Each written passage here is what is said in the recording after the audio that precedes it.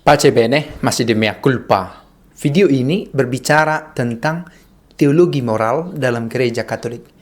Sesuatu yang introduktif, hanya sekedar perkenalan, dan ini kiranya menjadi gambaran untuk kita. Sekurang-kurangnya kalau ada istilah ini, kita tidak begitu tersesat dengan peristilahan apa artinya teologi, apa artinya moral, apa itu sesuatu yang istimewa dalam teologi moral gereja Katolik. Maka video ini akan memberikan gambaran-gambaran ringkas tentang penjelasan kata dari teologi moral Katolik. Saya akan fokus di tulisan ini, maka kalau saya tidak melihat ke sana, mohon maaf, karena isinya lebih penting. Apa teologi moral Katolik dan dari mana dia bersumber dan apa saja hubungannya dengan bagian-bagian lain dalam ilmu kegerejaan kita atau dengan ilmu-ilmu sekuler lain seperti filsafat dan antropologi, salah satu produk filsafat ini.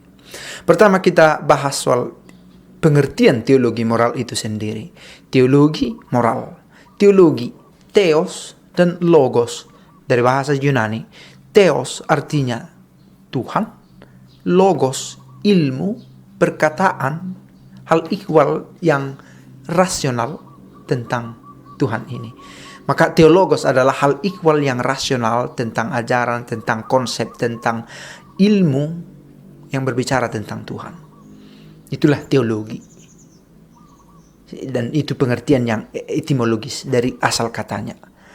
Dan sebagai salah satu bidang pengetahuan, teologi itu bersifat adikodrati. Mengapa dikatakan adikodrati? Karena ia berbicara tentang sesuatu yang adi insani, sesuatu yang melampaui kodrat kemanusiaan kita. Kita berbicara tentang Allah yang bahkan banyak orang masih meragukan eksistensinya.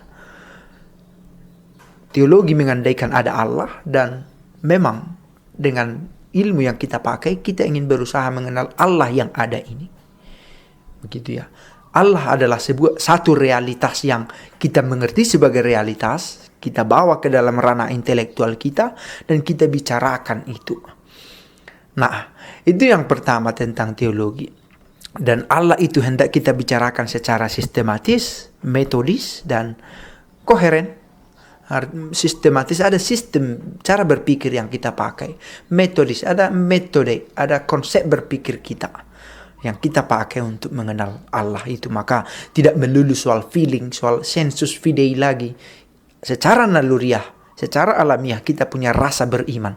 Tetapi bagaimana rasa beriman ini pada sesuatu yang melampaui fisik ini, hendak kita olah secara rasional. Itulah teologi. Maka bisa diperdebatkan dan bisa saja orang cakap dalam berteologi tetapi berbeda dalam perbuatan. Saya sudah pernah katakan orang yang berteologi bisa saja seorang yang ateis, karena ini ranah logos, bukan dengan sendirinya berimplikasi pada hidup. Disinilah nanti teologi moral itu berbicara. Oke, kata selanjutnya adalah moral, dari kata mos, mores, pluralnya. Bahasa Latin, kebiasaan, adat istiadat.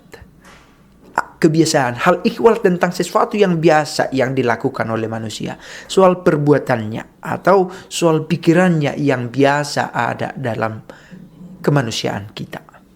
Begitu ya.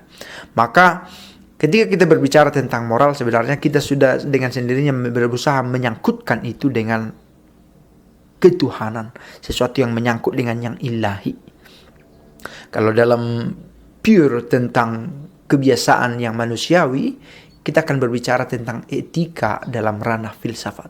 Tetapi ketika kita memakai kata moral, kita memakai kata moral untuk menggambarkan satu kebiasaan yang ada secara dinamis di tengah manusia dan hendak kita lihat dalam perspektif teologi. Maka dalam konteks ini sebenarnya kalau kita mengatakan moral, kita juga mengaitkan itu dengan teologi moral dalam pengertian yang lebih dalam peristilahan yang lebih lengkap dan utuh. Nah, apa itu teologi moral? Teologi dari kebiasaan kita. Manusia punya perbuatan, dan perbuatan ini hendak kita uji dengan kacamata teologi. Kalau saya melakukan ini, bagaimanakah kira-kira pandangan Allah tentang perbuatan ini? Kalau saya melakukan aborsi, meskipun tidak bisa karena saya laki-laki. Dalam arti saya tidak bisa mengganggu rahim yang memang saya tidak punya. Seseorang melakukan aborsi. Apa pandangan teologis tentang aborsi ini? Dan ini ranah dari teologi moral. Teologi moral adalah bidang teologi, salah satu bidang teologi, karena ada banyak bidang teologi. Kalau kita berbicara tentang penciptaan, adalah teologi penciptaan. Berbicara tentang Allah yang Tritunggal, ada Trinitas. Kalau kita berbicara tentang Maria, ada Mariologi. Kalau kita berbicara tentang keselamatan atau eskatologi, hari yang akan datang, soteriologi. Kalau kita mau berbicara tentang apa lagi? Ya, teologi sistematik. Tentang spiritual ada lagi, spiritualitas. Kalau kita berbicara tentang perbuatan, maka kita berbicara tentang teologi moralnya. Berbicara tentang adat kebiasaan manusia dalam hubungannya dengan Tuhan, oke? Dalam teologi moral, orang menjelaskan kaitan antara iman dan perbuatan. Saya sudah pernah katakan, antara iman dan perbuatan itu, ajaran iman atau konsep iman dengan perbuatan itu, ada ruang yang berbeda tetapi saling terkait yang satu dengan yang lain. Orang yang tidak beriman bisa berteologi. Tetapi orang yang beriman bukan soal bisa atau tidak, dia pasti berteologi. Pertanyaannya, apakah teologinya itu sistemik atau tidak? Apakah metodis atau tidak? Nah, itu dia. Maka kiranya jelas, teologi moral, teologi dari kebiasaan-kebiasaan kita, atau tentang kebiasaan-kebiasaan kita. Kita punya kebiasaan-kebiasaan, dan kebiasaan ini, perbuatan-perbuatan, tingkah laku ini, hendak kita nilai, kita amati, atau kita analisis dari sudut pandang teologi. Pada hakikatnya, teologi moral membahas sumber-sumber wahyu, dengan maksud menentukan norma-norma hidup Kristiani. Akhirnya kita berbicara tentang norma. Ada perbuatan. Lalu kita mengenal Allah. Allah mewahyukan dirinya. Dalam kitab suci, dalam tradisi yang dirawat oleh magisterium. Dan apa yang diwahyukan Allah ini hendak kita tampilkan dalam rupa norma yang praktis untuk dihidupi manusia. Praktis. Bisa dipraktekkan. Bisa dijadikan menjadi landasan perbuatan yang konkret. Nah, di sana teologi moral berbicara, membahas topik, dan membuat diskusi. Dan beraksi. Oke, dalam berteologi moral, apa sumber-sumber yang kita pakai? Sumber tradisionalnya adalah sabda Allah, kitab suci. Juga ada tradisi gereja. Dalam sumber lain kita bisa bicarakan bahwa teologi moral Katolik itu bertumbuh dari waktu ke waktu. Abad pertama, abad keempat bagaimana, abad skolastik bagaimana, sampai ke abad pertengahan kita. Lalu bagaimana prakonsili Vatikan dan pasca konsili Vatikan kedua. Ada evolusi teologi moral yang berlangsung dan terus bertumbuh dengan pijakan yang tidak berubah. Kitab suci, tradisi, yang berubah adalah ilmu pengetahuan dan cara pandang kita tentang kemanusiaan kita, filsafat. Pengetahuan terus bertumbuh. Dulu Yesus tidak berbicara tentang cloning, tidak berbicara tentang bayi tabung, inseminasi buatan. Kita sekarang berbicara tentang itu karena pengetahuan berubah, bertumbuh, floreat, et crescat. Lalu bagaimana itu hendak kita masukkan ke dalam norma-norma kekristenan?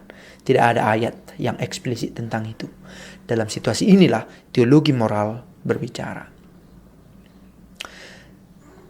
Kitab suci, tradisi, ilmu pengetahuan, dan kodrat manusia sendiri. Inilah sumber-sumber tradisional dalam berteologi moral. Sedikit ada yang terlewat. Apa objek material dan objek formalnya? Objek material, apa yang dibahas dalam moral? Tindakan manusiawi. Bukan sekedar tindakan manusia, dalam teologi moral sangat jelas beda. Tindakan manusia dengan tindakan manusiawi. Tindakan manusia buang air besar juga dilakukan oleh yang lain. Tindakan manusiawi yang khas dari dalam diri manusia, memutuskan kapan waktu untuk menikah, itu tindakan manusiawi yang mengandaikan ada kehendak bebas, rasio dan rasa.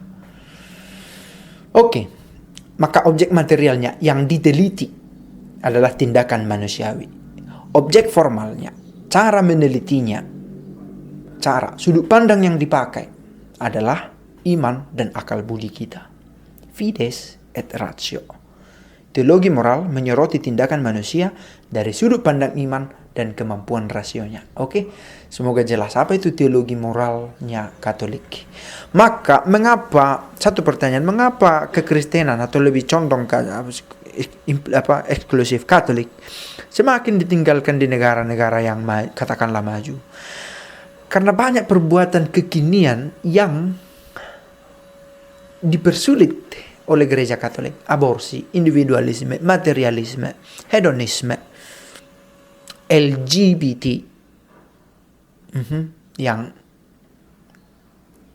melampaui yang seyogianya menjadi kodrat manusia. Nah, ini kita amati, kita kenali, kita analisis dalam teologi moral. Apa tujuan kita berteologi moral? Untuk memperjelas bagaimana seharusnya hidup. Bagaimana manusia seharusnya hidup dalam terang iman.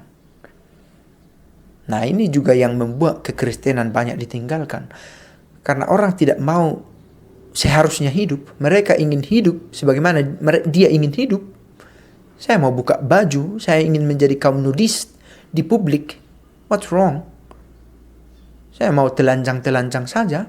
Saya mau transseksual. That's not your business. Maka kekristenan melarang, kalau gitu kekristenan pergi saja. I don't care about you. Nah, itu materialisme, aborsi. Saya masih muda, saya tidak punya pasangan, saya mau aborsi. Tidak bisa. Gereja mengatakan tidak bisa. Kalau begitu matilah gereja. I don't care about you. Akhirnya dia menjadi ateist atau agnostik dan hidup dengan keinginannya sendiri. Nah, teologi moral memberikan visi yang benar dan menanamkan nilai yang seharusnya dimiliki oleh manusia dalam mengambil keputusan. Bagi orang-orang modern dan kekinian, terminologi seharusnya terasa mengancam. Karena tidak ada konsep seharusnya. Hidupku, urus hidupmu, urus hidupku. Nah, sulit.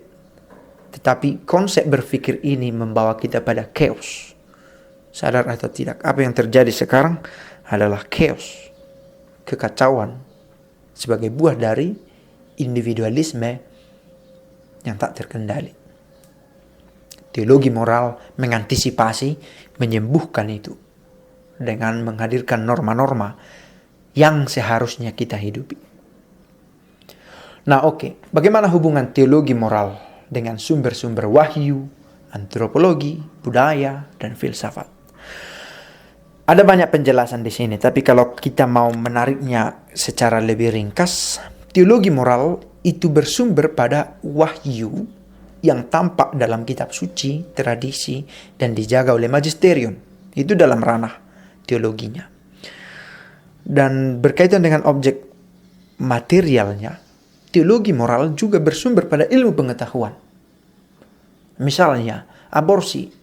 Apakah kalau bayi itu sudah punya rambut di dalam rahim, baru disebut aborsi? Atau apakah sejak pertemuan sel sperma dan sel ovum, itu sudah menjadi manusia? Dan itu sudah disebut aborsi.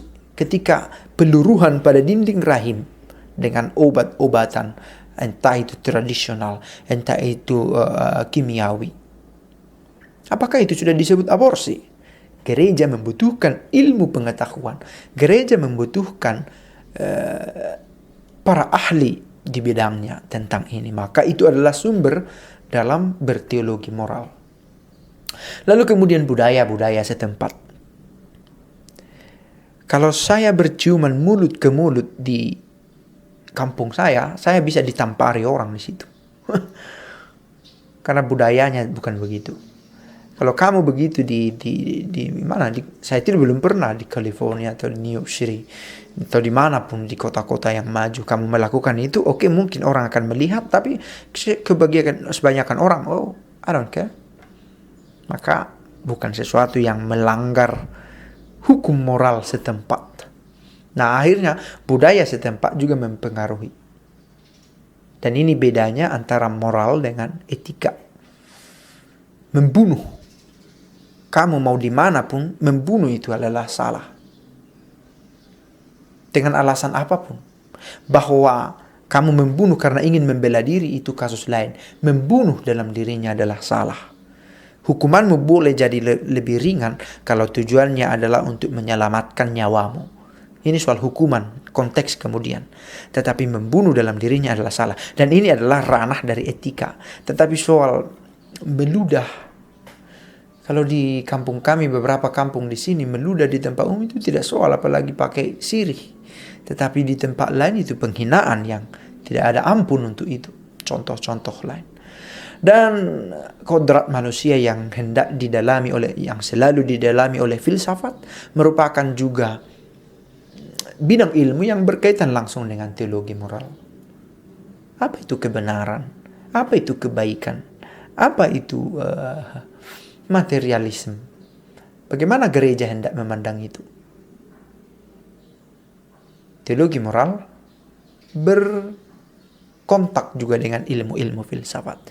Dan ya, antropologi atau antropologi budaya atau tentang itu semua cabang dari filsafat. Kalau kita mau mengerti filsafat secara lebih filosofis lagi, filein sofia, semua hal tentang pengetahuan yang membawa kita pada kebijaksanaan adalah wilayah dari filsafat. Ya, ini seluas segala kenyataan kita bisa berbicara tentang filsafat. Bahkan semua video YouTube tidak akan sanggup memuat isi filsafat. Tapi itu satu gambaran. Oke, akhirnya secara sederhana saya mau katakan dalam video yang panjang ini, teologi moral berkaitan dengan wahyu yang termuat dalam kitab suci, tradisi yang dijaga oleh magisterium, berkaitan juga dengan ilmu-ilmu profan kemanusiaan, katakanlah antropologi, juga sosiologi di sana barangkali sudah termasuk. Lalu ada budaya-budaya setempat yang memiliki kearifan masing-masing. Dan tentu secara global, universal, ada filsafat, filosofi. Dan semua ini memberikan sumbangan kepada teologi moral. Tesis nomor 22. Pace e bene.